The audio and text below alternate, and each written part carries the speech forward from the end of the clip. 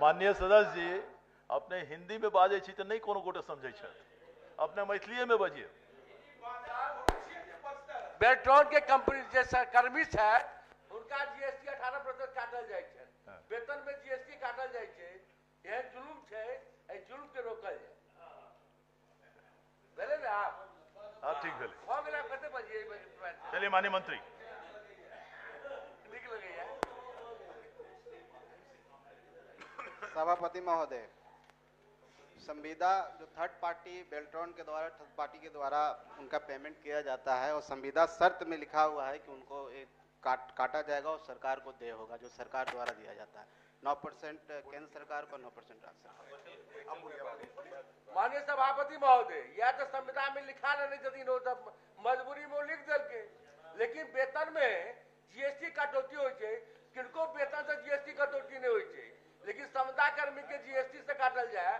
एक जुल्म के रोका के अनुरोध करूँ हम के माध्यम से मंत्री जी के कि कम से कम वेतन में जीएसटी के कटौती नहीं हो। माननीय मंत्री।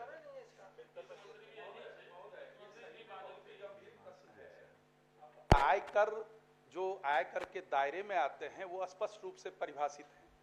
अब ये जीएसटी की बात माननीय सदस्य कह रहे हैं, तो मुझे तो लगता है जो वेतन है, वेतन और पारिश्रमिक से कदापि जीएसटी की कटौती नहीं होनी चाहिए। मुझे लगता है कहीं न कहीं विभागीय खामी है, विभागीय त्रुटि है। इसको मंत्री महोदय एक बार दिखवा लें, क्योंकि वेतन से काटा जाना हमको नहीं लगता है ये।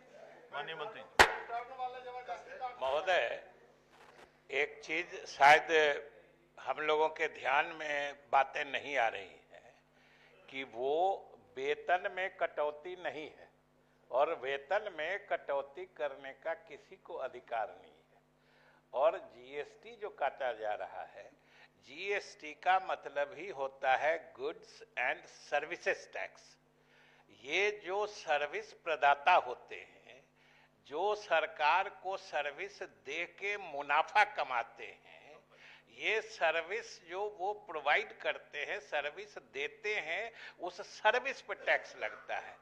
ये तो सर्विस प्रोवाइडर एजेंसी के लोग जो हैं उनके और जिनको वो एम्प्लॉय या रिक्रूट करते हैं उनके बीच का बात, उनके बीच की बात है ना।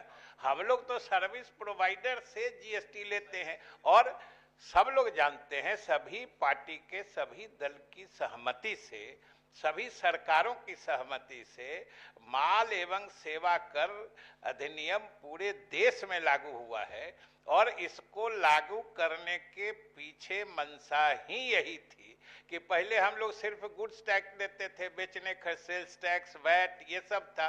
लेकिन सर्विसेज जो सेवा प्रदाता है, आज तो कोचिंग जो सर्विस दे रहे हैं उन पर भी टैक्स लग रहा है।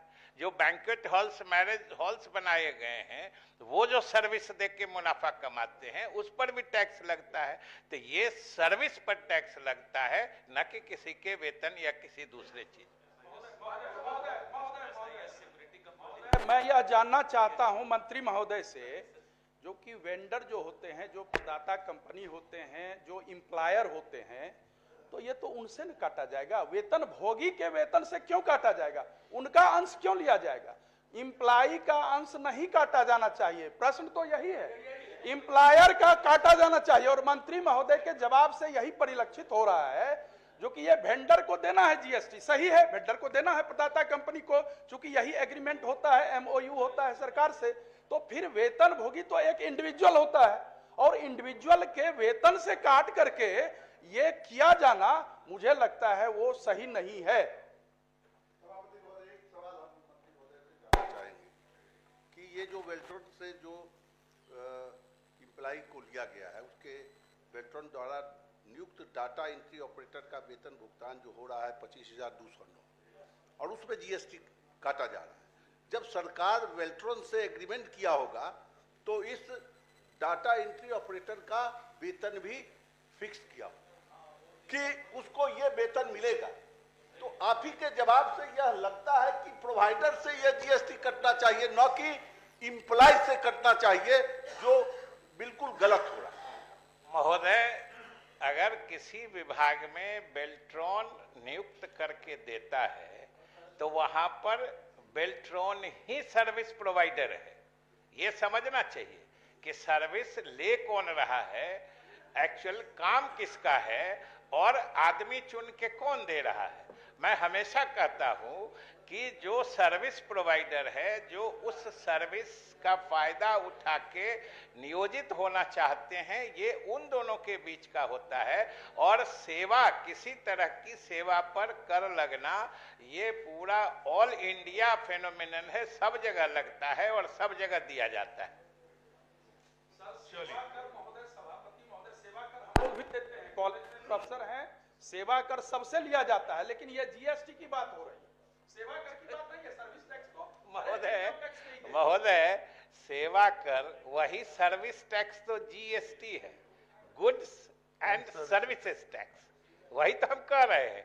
पहले जो अलग अलग तरह के टैक्स लगते थे, जो सेल्स टैक्स था, फिर वो वैट बन गया, वैल्यू एडेड टैक्स बन गया, सर्विस टैक्स था, अलग अलग था, उन सबों को समाहित करते हुए एक जीएसटी बनाया गया है, जिसको वन नेशन वन टैक्स के जो मतलब दायरे में लाया गया है।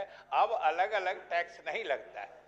महोदय, वो कंपनी पैसे कितने लेती है और जो इम्प्लाई है उसको देती कितनी है, ये भी तो स्पष्ट होना चाहिए।